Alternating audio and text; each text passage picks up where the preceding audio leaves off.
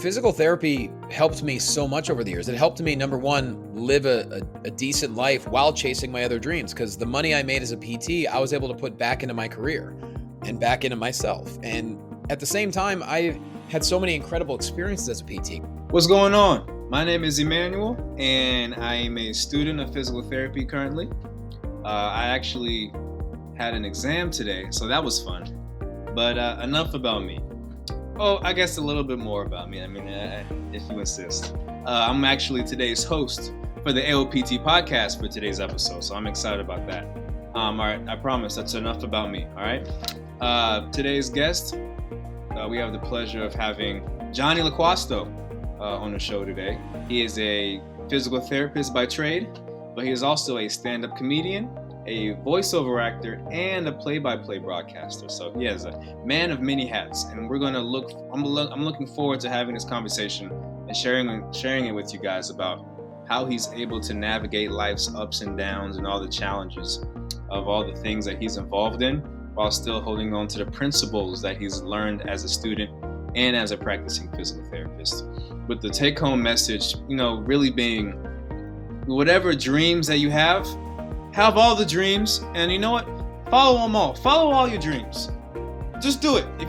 Follow all your dreams. We're going to talk about that more. And we may or may not talk about Queen Latifah, but you're just going to have to wait and see, right?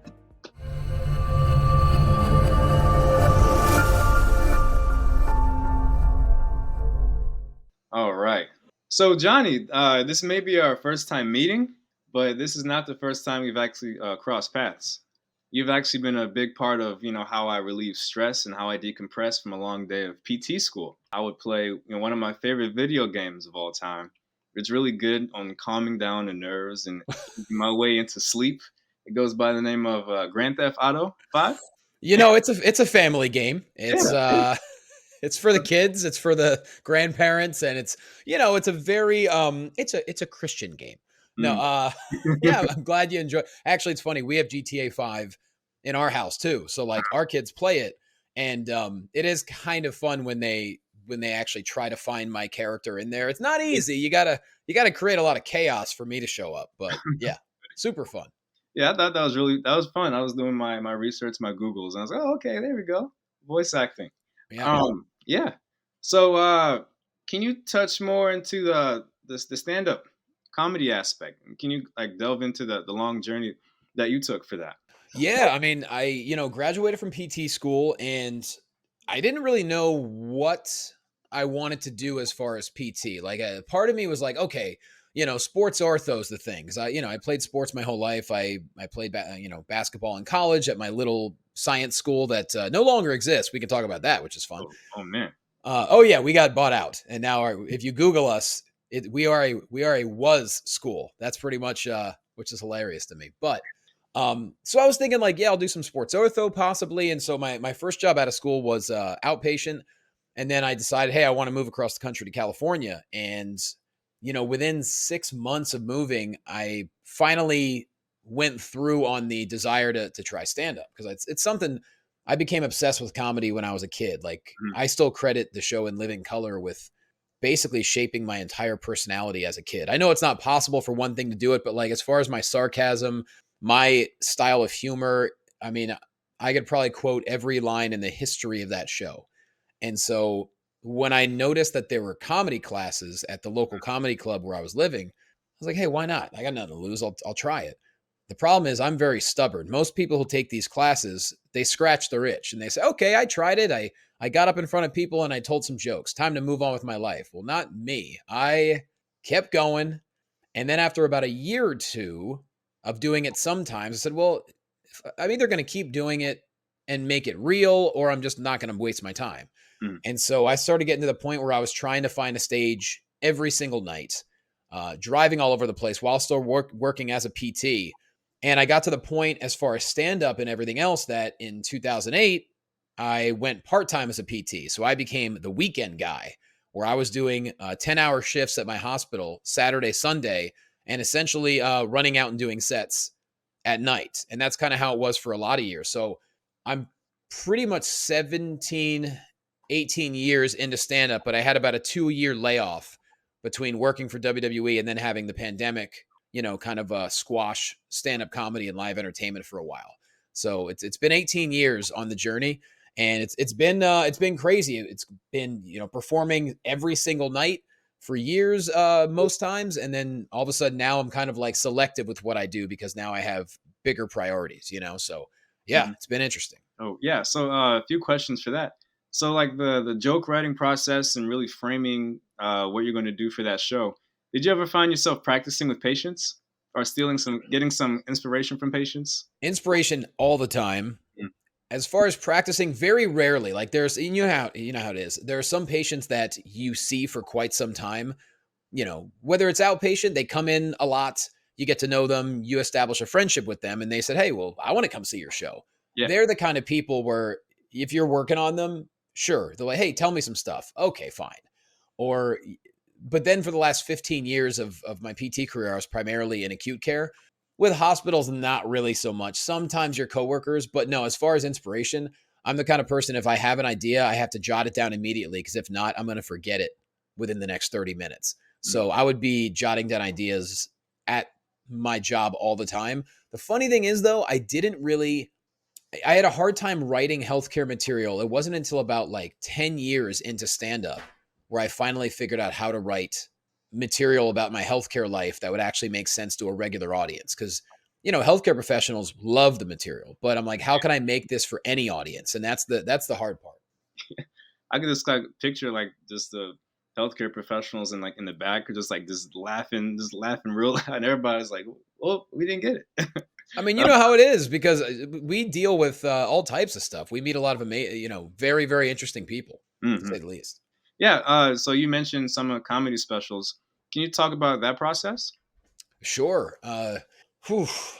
It's such a unique time in comedy because when I started, Hmm. nobody was doing self-funded specials. Nobody that wasn't even a thing. So it's like you were kind of at the behest of say Comedy Central or yeah, I mean, on the best case scenario like HBO or Showtime. There really weren't a lot of options to have a comedy special. So when I first started, it was all about getting on late night. Oh, I got to get my 5-minute late night set and yada yada, which is very difficult to do as well. Um, and so the way things have changed now, I got to the point where, I became friends with a director and they loved my comedy album, the one I released in 2017. They listened to it all the time and they said, "Hey, you need to film a special." And in my eyes, I was like, well, I'm not a big name and, nobody's asked me to shoot a special. They're like, "Yeah, that's why you got to shoot one." And they convinced me to do it. And it was probably about a 6-month process because I didn't want to just go on stage and tell jokes. I wanted to create the kind of comedy special that I loved growing up. My comedy album that I have out, I actually have two. They're not just stand up. They have sketches. They have other types of stuff. Like I love compilation albums. That's kind of I grew up on like Chris Rock Roll with the New or I know Dennis Leary stole Bill Hicks's persona, but Dennis Leary No Cure for Cancer was I love that growing up or the Adam Sandler comedy albums had all types of weird in it. And that's what I always loved. I love variety. And so I said, well, I want to film an intro because I'm taking this special as like, I want people to know who I am by the time I hit the stage. Mm. So there's like a full on 4-minute sketch where I'm at work as a PT and I'm in a hurry to leave work. So I'm trying to get to my special and it's really silly. Right. And I'm a big fan of parody commercials because, inspiration from In Living Color, SNL, you name it. And so I was like, well, I want to have some fake commercials in my special. And then I want the ending to be ridiculous and I want to tie in my professional wrestling life. And that's why my wrestling friends come out and powerbomb me through a table to Oh close out. man. Like it's such a wacky special. But that's what I love to do. So my special, my first one was a lot more complicated than most. Most comics, they'll get a production team, they'll find a venue, they'll try to sell tickets, and then they'll set it up and they'll do it. That was a lot of filming ahead of time. It was a lot of editing ahead of time. And it all came together. I'm so proud of that special. It all came together really well. But then this one, Saudi Stepdad, my life has changed big time in the last 4 years, 4+ years since I shot the last special. So this one, I wanted to be a lot more intimate. I wanted a much smaller venue. And the way things have changed now that you can just throw stuff on YouTube, I don't really need a massive, sketch up front. It's like, you know what? I already have that. So let's just do a quick little introduction. since I talk a lot about my wife and my family in the special, I want her in the first couple of seconds because that way people will get it once I start talking about her. So we just came up with that quick little idea to where like you see me, you see her, you get a little bit of her culture in that 20 seconds, and then boom, I'm on stage, and it's just you're kind of a regular comedy special, if you will, just straight through with jokes, because that's what I wanted to do with this one, you know. And so yeah, it all depends on what you want. Like I always tell people, no matter what you're creating, create what you want. Don't create for what you think is the right thing to do. Because I was actually told by a friend at Netflix when I sent him my last special, the physical therapy one. He said, this is great, but even if Netflix picked it up, they would make you delete your entire 4-minute sketch up front because their analytics show that people will tune out if you're not on stage in the first 25 seconds. And I said, cool, that's not the audience I want. I'm like, you know, this is my big passion project. And I'm so glad I kept it the way I did because I think that sketch is great. I think it's very unique. And so I think you just got to evolve no matter what you're doing. Whether you're a PT, you always have to evolve. And whether you're a comic or a voiceover artist or a broadcaster, you always have to try to get better and you have to progress. So with this special, it was a lot more intimate. And I just wanted to tell my life story over the past 4 years because it's been wild. Yeah, I had the pleasure of watching that latest special, and you said during 2020 during the COVID when it was in its peak, you said a lot of people they pick up a lot of things change, and you pick up like different hobbies and stuff. You picked up a whole family. I thought that was really funny. Man, it sure did. 180, that's for sure. Complete 180. Yeah. So you mentioned broadcasting. I was really interested. Actually, we were emailing each other, and you said when we were scheduling this episode, you said, yeah. I actually have a WWE or a wrestling match the night before, and I was like, oh, I hope he doesn't get too banged up. But then it was a broadcasting. So what's the process with that? How'd you get into that? Yeah, you have some questions afterwards, but yeah. Yeah, I got home at 1 a.m. It was so my voice is a little bit more Morgan Freeman than usual, but yeah, feeling pretty good. Actually, last night was great. I ended up calling Ronda Rousey's first match essentially since leaving WWE. Yeah.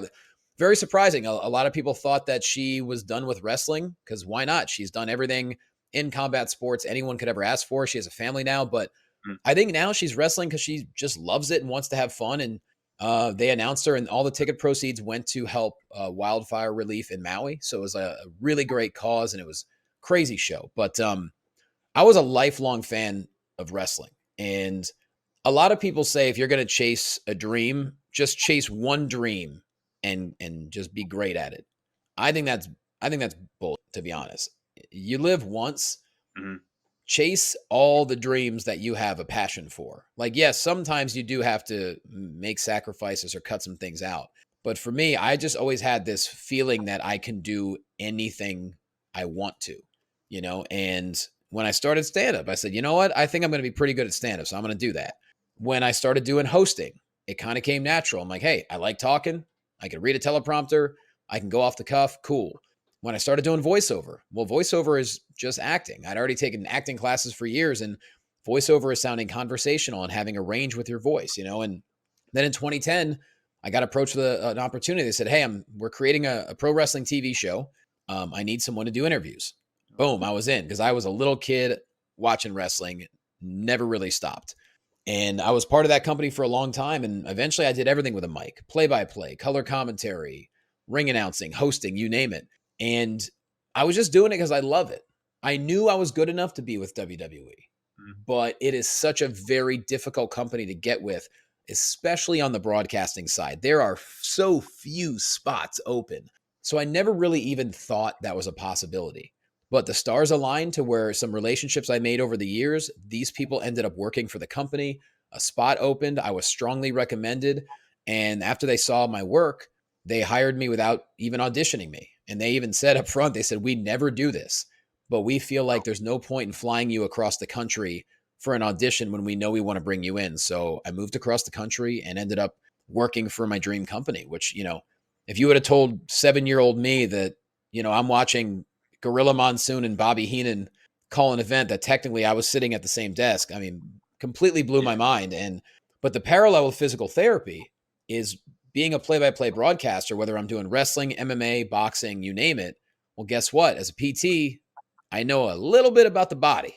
So I always break out the medical terminology when I do commentary. I'm not just going to say to the back. I'm going to say lumbar. I'm going to say thoracic. I'm going to talk about the labrum if they're working a shoulder hold. I'm going to talk about, you name it, different ligaments in the knee, different ligaments in the ankle. Like I don't do it to sound like I know more than other people. I do it to sound like a professional who Mm, knows the sport that he's calling.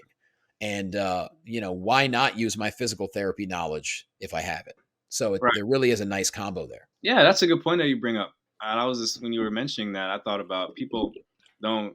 Tony Romo is basically like explaining the sport of football to us, Yeah.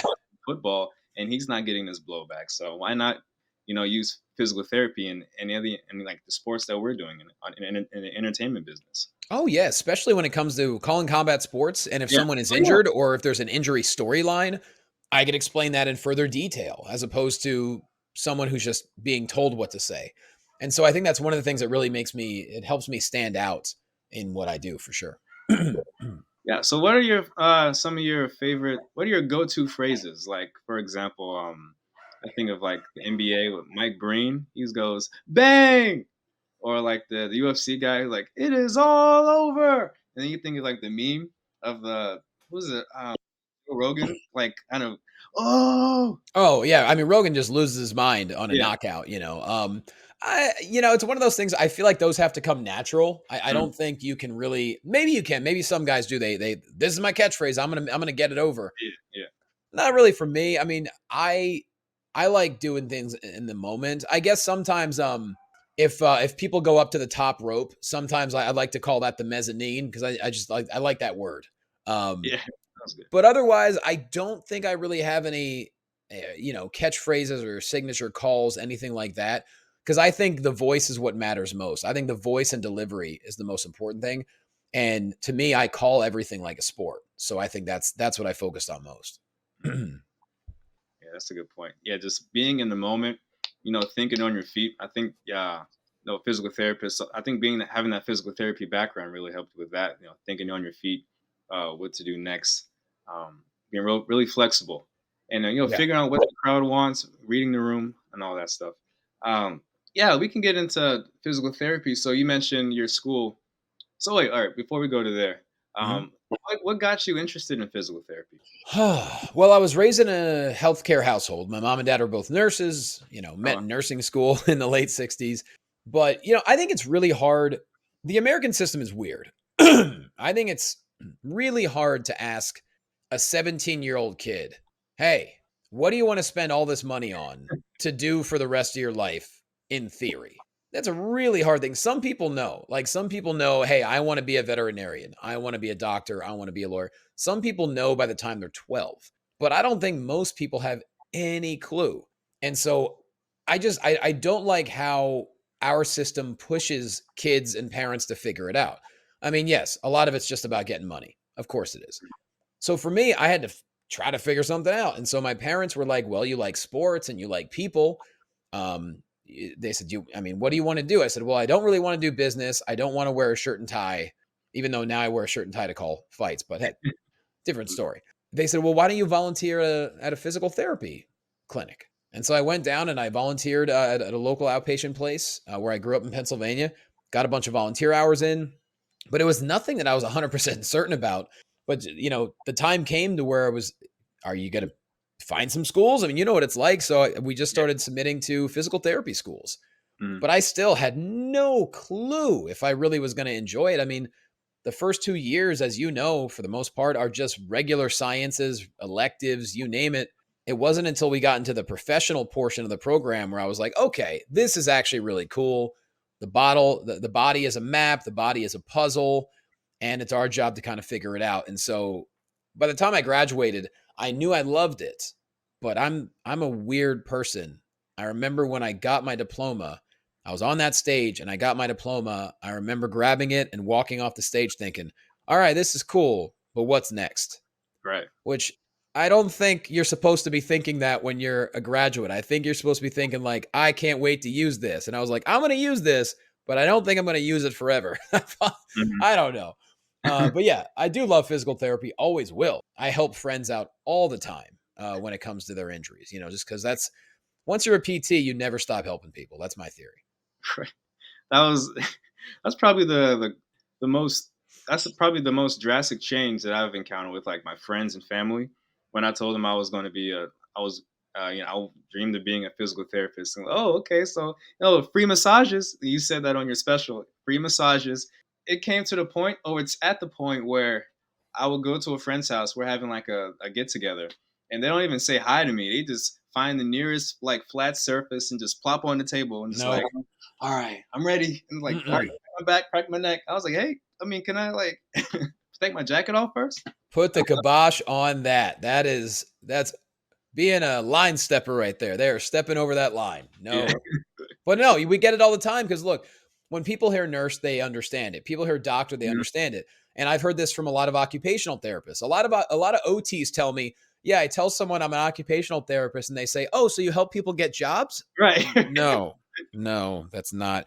And then, of course, you say I'm a physical therapist. Oh, cool. So you work out people in the gym? No, that's a personal trainer. That's a different thing.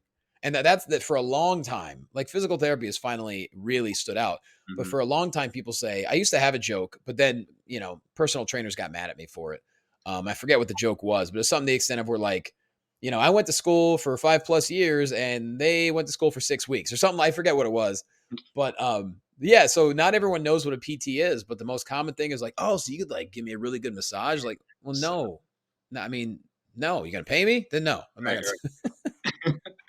Yeah. You were mentioning like, physical therapy and especially in the entertainment business is really coming to the forefront. I consider you were like one of the people who were leading that charge. I was just thinking about, I was watching, it was a few, maybe like last year on Netflix, Extraction 2 with Chris Hemsworth. So like he's like a John, and he's I guess like an Australian John Wick. It's like he's bulletproof, right? But like he's always one shot in everybody. But then he apparently like dies in the first movie, but then they want to make the sequel, and he's like alive again. He's in a hospital and is during his recovery. So all right, so the parallel with like physical therapy, like a few years back, and then like recently, Batman with Christian Bale when he broke his back, his vertebrae, and he just went to a cave for like a few years and came back healed.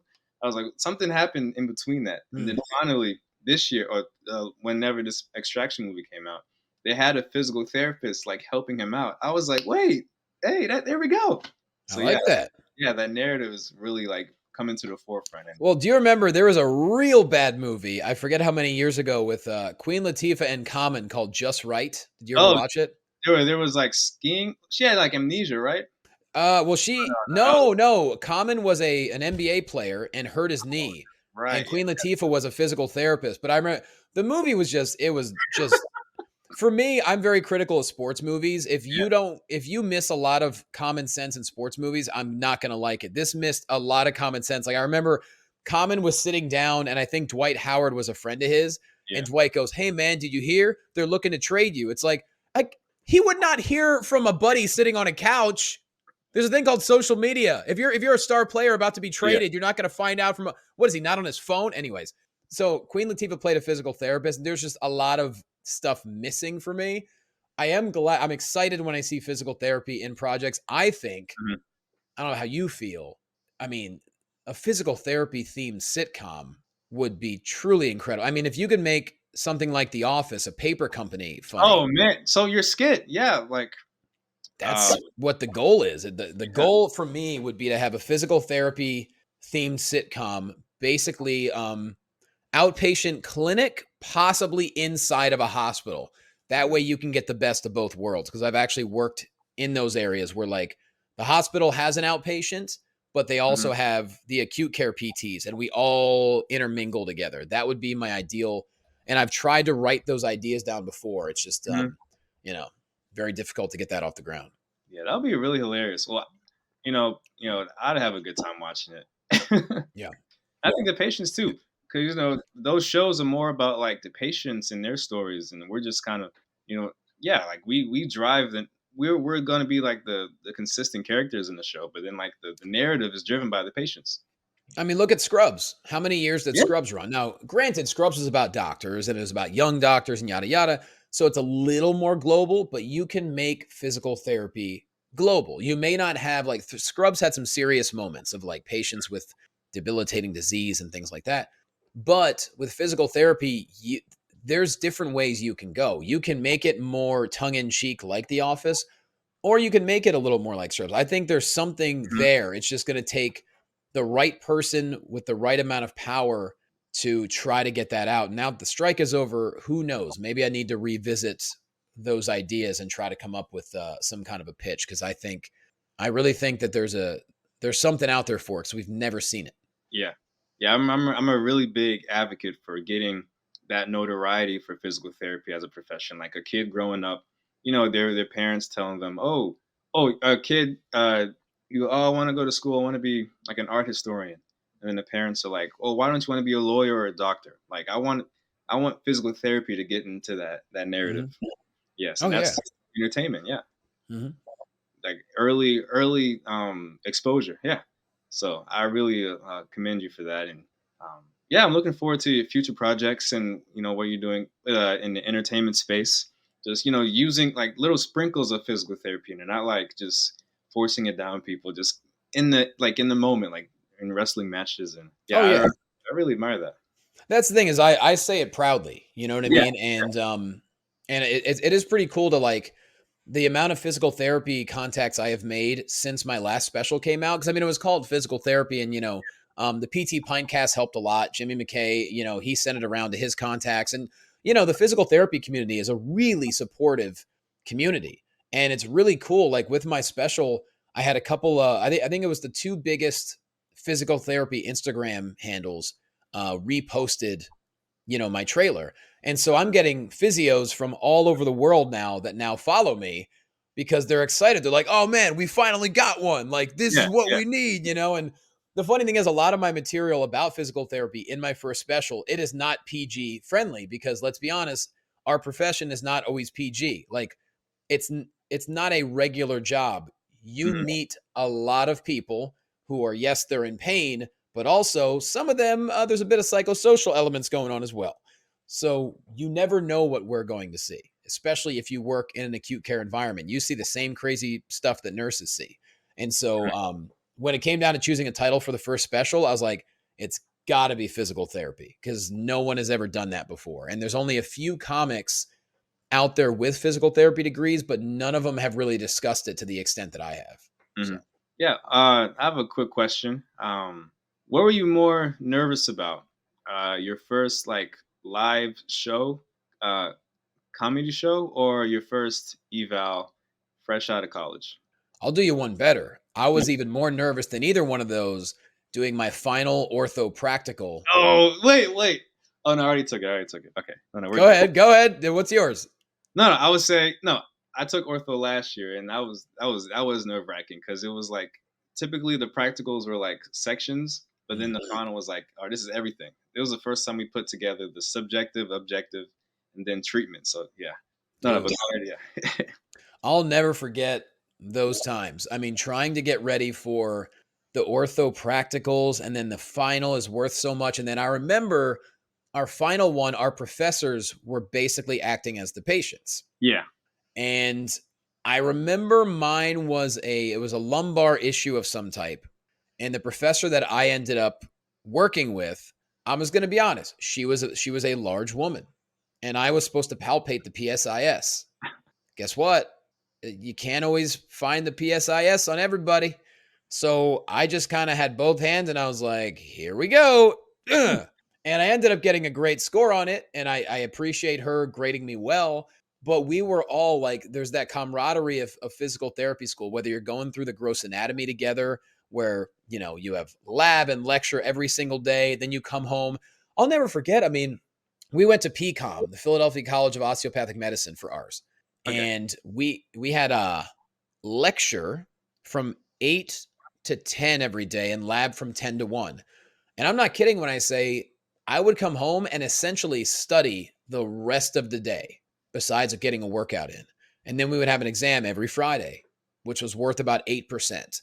And then at the end of the 8 weeks, the final day was worth, I believe, 45% Ooh. between the final exam and then the practical, where everything is just out on the table and you have to, mention that, mention what it was. And I remember I scored an overall, I got an 83% for gross anatomy. And I was thrilled. Usually an 83 would be a little low for me, Mhm. but I was like, hey, I got through it. I passed. I feel great. And that's how it felt getting past everything in ortho, because you're right there with everybody else. I don't know how big your class was. My PT class only ended up being about 50 people at the end. So everybody knew each other. Mhm. Yeah, we have like 30, 35. Wow. Wow. The more intimate. Yeah. Something you really resonated with me was like the dreams. Like you don't have to go to PT school to be a PT. You can use those to like as tools in your toolkit Mhm. to like pursue other stuff, and like just doing things that really drive your passion. Yeah, I mean, physical therapy helped me so much over the years. It helped me, number one, live a decent life while chasing my other dreams. Because the money I made as a PT, I was able to put back into my career and back into myself. And at the same time, I had so many incredible experiences as a PT, because every single day that I would go into a hospital, it would put life in perspective, because I'd be working with people that were worse off than me because they're in a hospital, you know? And so that's one of the things as a PT, like, it's why I think physical therapy as a profession, you have to be a special person to do it. You have to be a decent person to do it, because if you don't want to deal with people every day, if you don't want to hear complaints, if you don't want to see people injured, well, guess what? Mhm. You're not going to be a good PT. So you have to be a special kind of person to do it. And that's one of the things I'll always appreciate if I went out and had a bad set, or if I was not chosen for a project, or, you get rejection all the time when you chase entertainment and all. Rejection's nonstop. But being a PT kind of helped me put things in perspective to where I didn't let that rejection stop me. It's like, Mhm. nah, I'm going to keep going. I know what I can do. Even to this day, I'm in my early 40s now. I still feel like I'm overlooked, underappreciated, and I still haven't gotten the opportunities that I deserve. Maybe that'll never leave me. I don't know. But I'm still grateful for everything I do have. But I still have that massive chip on my shoulder where I got to keep going. Mhm. Right in your rotator cup, right? That's what they say, the rotator cup. Yeah, it's a little bit brachial plexus. Actually, I did call the brachial plexus last night. One of the wrestlers was really working into here, and so you could see technically. I think maybe he was trying to twist one of the external rotators or whatever. But I was like, nah, I'm tossing out a brachial plexus reference right now. Yeah, So why not? Yeah. So one thing I really appreciate about physical therapy in a profession, it challenges us, and it gives us an avenue to like explore things that we really like to do and the passion.